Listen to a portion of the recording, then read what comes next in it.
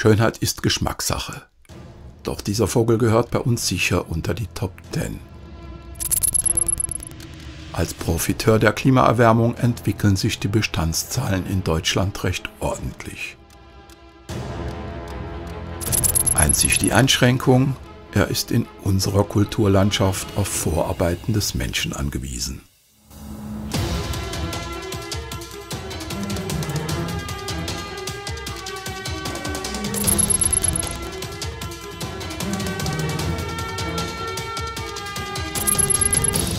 Ihre Bruthöhlen legen sie ausnahmslos in grabfähigen Steilwänden an.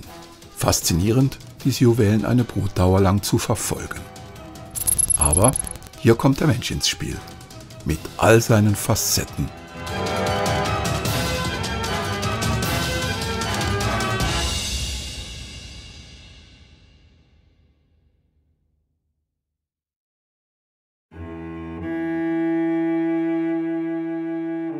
Lange vor Sonnenaufgang bringe ich im Versteck die Kamera in Position. Ich genieße den langsam aufziehenden Morgen. Von Bienenfressern weit und breit keine Spur. Stare hingegen sind Frühaufsteher. Die meisten Jungtiere der ersten Brut sind ausgeflogen. Nun konkurrieren die Elterntiere um Höhlen für eine zweite Brut. Starenweibchen führen Kämpfe um Nistplätze mit großer Brutalität.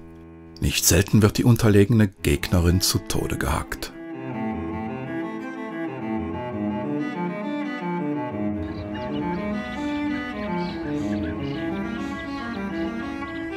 Die steigende Sonne flutet so ganz allmählich das Revier. Und mit ihr tauchen auch die Protagonisten auf. Nach einer kurzen Orientierungsrunde machen sie es sich im Geäst einer Robinie bequem.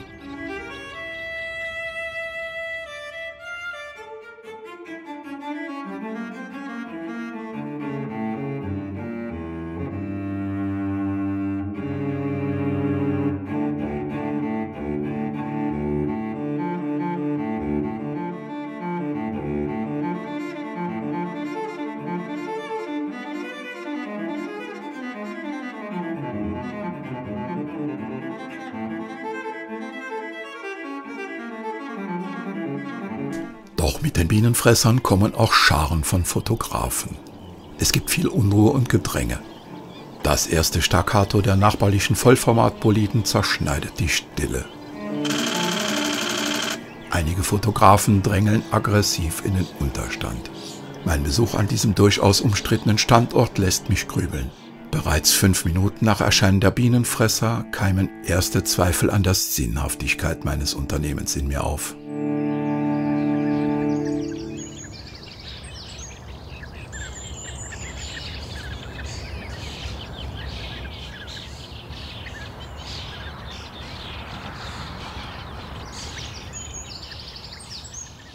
Einige Kiesgruben der süddeutschen Weinbauregion bieten Abbruchwände als Biotope aus zweiter Hand. So auch hier. Die Bienenfresser nutzen es.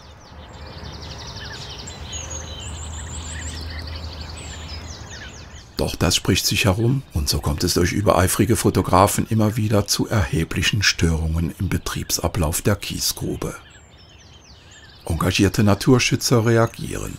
Mit Spenden wird ein Beobachtungsstand errichtet.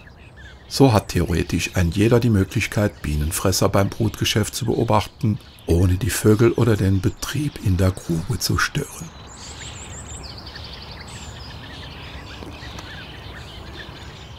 Auch die Chance, Besucherströme zu steuern und von anderen Bienenfresserstandorten der Region abzulenken, scheint von Vorteil. Doch eingerissene Zaunelemente um den Unterstand herum, widerrechtliches Betreten von Privatgrund, aber auch die Nichteinhaltung der vor Ort ausgewiesenen Corona-Regularien lassen mich nach meinem Besuch an der Dauerhaftigkeit dieser Lösung zweifeln.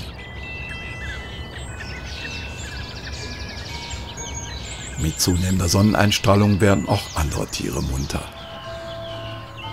Von den auf Bienenfresser fixierten, völlig unbeobachtet, kriechen erste Mauereidechsen zu Füßen der Fotografen aus ihren nächtlichen Schlupfwinkeln. Doch bis sie auf Insektenjagd gehen können, müssen sie sich erst einmal ordentlich aufheizen.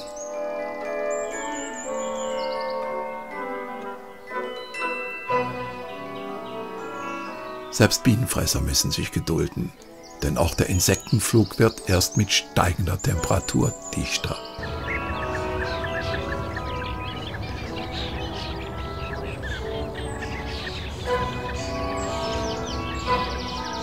So genießen sie die Morgensonne oder graben paarweise an ihren Nisthöhlen weiter.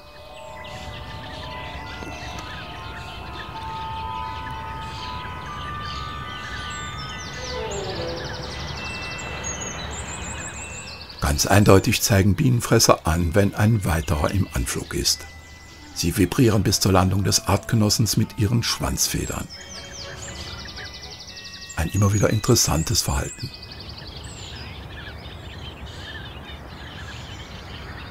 Die Chitinpanzer der gefressenen Insekten können Bienenfresser nicht verdauen. Sie werden als sogenannte Speiballen ausgewürgt. Hier noch einmal in Zeitlupe bei dem mittleren Vogel. Achtung, jetzt!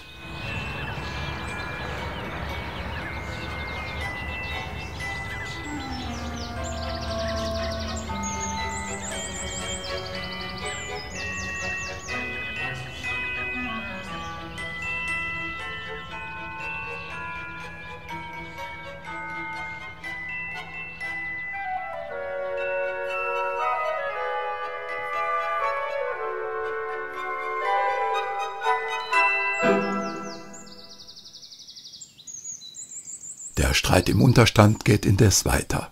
Ungeachtet der ausgehängten Corona-Einschränkungen auf maximal 2 Personen und 20 Minuten Verweildauer quetschen sich bereits nach wenigen Minuten 2 weitere Fotografen zwischen mich und meinen Nachbarn.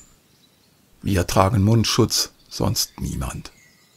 Meine vorsichtigen Einwände verpuffen angesichts der aufgeheizt bedrohlichen Stimmung.